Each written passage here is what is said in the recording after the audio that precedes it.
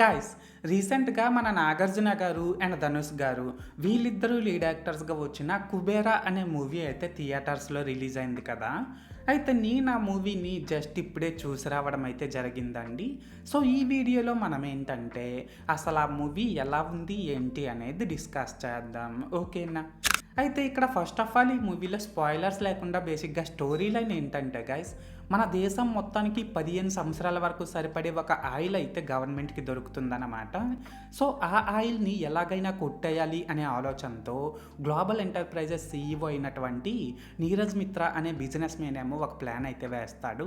అయితే ఇక్కడ ఏంటంటే గైస్, అసలు నీరజ్ మిత్రా వేసిన ప్లాన్ ఏంటి? అండ్ ఆ ప్లాన్‌కి నలుగురు బెగ్గర్స్ ఎందుకు అవసరం అవుతారు?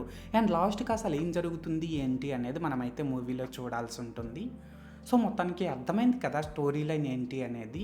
అయితే ఇప్పుడు ఈ మూవీలో నాకు కనిపించిన ప్లస్ పాయింట్స్ ఏంటంటే గైస్, దీని డైరెక్టర్ శేఖర్ కమ్ల గారు ఎంచుకున్న పాయింటే కానీ, తన స్క్రిప్ట్ రైటింగే కానీ ఈ రెండు కూడా చాలా బాగున్నాయని చెప్పాలండి.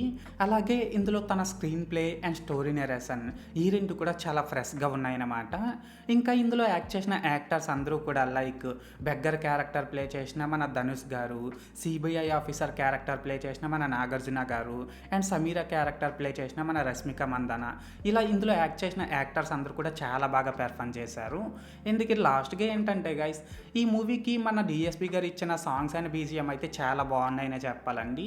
అలాగే ఇందులో సినిమాటోగ్రఫీ, ప్రొడక్షన్ వాల్యూస్ ఇవన్నీ కూడా చాలా గ్రాండియర్గా ఉన్నాయన్నమాట. అండ్ ఇందులో ఎలాంటి అడల్ట్ కంటెంట్ లేదు కాబట్టి దీన్ని ఫ్యామిలీతో చూస్తాము అనుకుంటే ఫ్రీగానే చూసేయొచ్చు. సో, మొత్తానికి ప్లస్ పాయింట్స్ విషయానికి వచ్చినట్లయితే ఇదన్నమాట మ్యాటర్.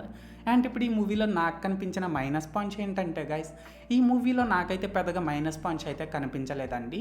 జస్ట్ రెండే కనిపించాయి. అవి ఏంటంటే, ఈ మూవీ రన్ టైం కొద్దిగా ఎక్కువగా ఉందనే చెప్పాలండి. అలాగే సెకండ్ హాఫ్ అయితే కొద్దిగా బాగా స్లో పేస్లో రన్ అవుతుందన్నమాట. ఈ రెండు మైనస్ పాయింట్స్ అయితే నాకైతే కనిపించాయి ఈ మూవీలో. ఇంకా పెద్దగా మైనస్ పాయింట్స్ అయితే కనిపించలేదు. సో, మొత్తానికి ఇది మ్యాటర్. అయితే ఇక్కడ ఓవరాల్గా ఏంటంటే గైస్, ఈ 'కుబేరా' మూవీ బాగుందా బాలేదనేసి అంటే మూవీ నాకైతే నచ్చిందండి. అండ్ నేను ఈ మూవీకి 5కి 3.25 రేటింగ్ ఇస్తున్నా. సో, మీరు కూడా ఒకవేళ ముందే ఈ మూవీని చూసినట్లయితే మీరు ఈ మూవీకి ఎంత రేటింగ్ ఇస్తారో అది కామెంట్ సెక్షన్లో చెప్పేయండి. మర్చిపోకండి. This is Lokesh signing out. జై హింద్.